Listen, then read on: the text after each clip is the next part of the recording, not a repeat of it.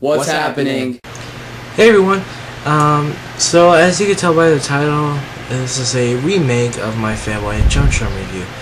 Now, why am I remaking is because the first one did not get as many views. And even if it did get that many views, I would have sort of a problem with it because, well, it was my first one by myself, and I didn't really know how to act because I completely hate this show.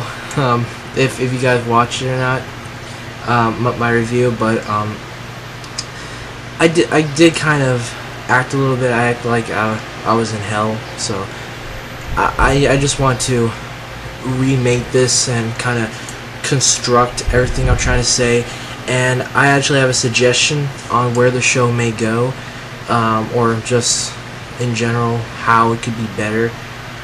So anyways, I'm gonna reconstruct everything I said in a more professional way, hopefully, and yeah. Alright, so where to start? Okay, let's start with the animation. CGI, it's pretty good for Nickelodeon standards. It's outstanding. It's quite interesting. It's a lot different from those 2D and animation that Nickelodeon is so used to, much like Angry Beavers back there, and even SpongeBob and Fairly Odd Parents, and even Danny Phantom, all those shows. So seeing this CGI animation is quite new for Nickelodeon standards. Alright, so next let's talk about characters. Alright, Fanboy is basically a tall purple superhero wannabe, and so is Chum. Well, he's not tall, he's a superhero wannabe, but basically, I think he's the least annoying out of the two, and that's not saying much, but I think he's the one that they show his brain the most, but it's like they like to show his brain a lot, let's just say.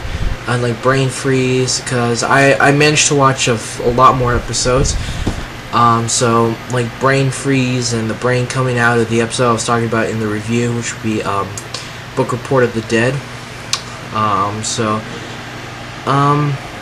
Next would be Chum. He would be the most annoying character in that whole show. The main problem I have with him is his voice actor is a girl. So it's not much of a character development problem, it's just the voice acting I hate. It could really be used, someone else should voice act Chum. I mean, a guy should voice him, just a high-pitched person. Like, if you're going to get a girl to do a guy's voice, you should, I don't think you should find a girl that just can't do a boy's voice. I mean, little boys sound like high-pitched men, kind of like this, but you don't need a girl to do that. So maybe they could change that a little bit. Alright, next would be Kyle, the redhead kid. At first I didn't know his name. He's a wizard. He, out of the whole characters in the whole series, he would be the least annoying but the most stupid, and the most self-centered.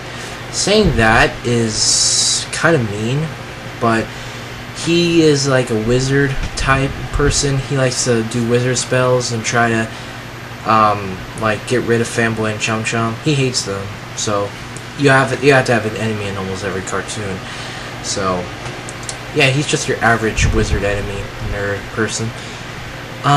That's really all for the main characters. Now for supporting characters, secondary characters, I'm not going to do too in-depth with them, but we got the teacher, we got the girl who I think likes Chum. I forgot her name, but she's crazy for him. And then we got the two workers at the shake shop.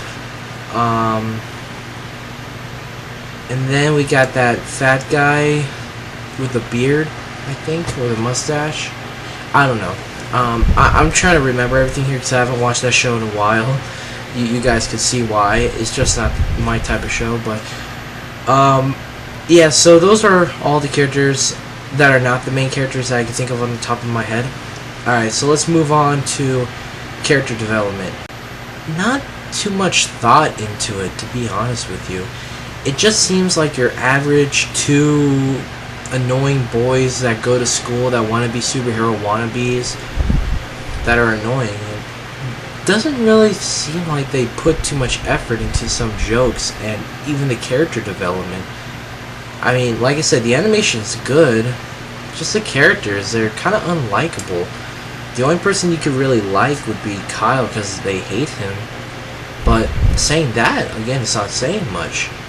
So, well, let's move on to some of the bigger stuff. Alright, that's pretty much that. I'm pretty much done ranting on the show itself. So let's kind of move on to the comedy, like what type of comedy is, and my suggestion that I said earlier. Okay, it's surreal, slapstick, and gross out humor, which would be toilet humor. So, yeah, that's all fine and dandy, but wouldn't you think that the setting of the show, and with this animation, some of his jokes, don't you think it would be good on Nick Jr.? Yeah, you guys are probably, some of you are probably shaking your head right now. That's only because they have the surreal humor and the gross out humor in it, and slapstick, the three main that's what makes the show basically. It's the slapstick, surreal, and gross out. But think about it. What if they took some of the surreal and gross out comedy, just like kind of threw it away, and like threw some educational stuff for like little kids, and they rebooted the show on Nick Jr. I think it would have better ratings, I mean, for a kid's show, but I mean it's not that you shouldn't think about that. I mean, I don't know. I mean, if they like for example, I'm trying to think of a Nick Jr. show. I don't want to say Dora the Explorer, Go Diego Go, because those are like other type of shows that don't even belong here. The only other Nick Jr. show that's on the top of my head would be the Backyardigans. I don't know how I remember that show, but I mean just the animation style and the way it is. I think they go on adventures, but if they took like the Backyardigans and Fanboy and Chum and kind of just like mix it together, then you would have the new Fanboy and Chum show. Mix it with some educational stuff, kids songs, stuff like that. So I don't know. Maybe it would be perfect for Nick Jr. if they fixed all the problems. So that's really it. The rating of the show, 1 out of 5, definitely. I don't know. I mean, what do you guys think? Do you like the show? Do you not like the show? What are your problems with it? Leave it all in the comment below.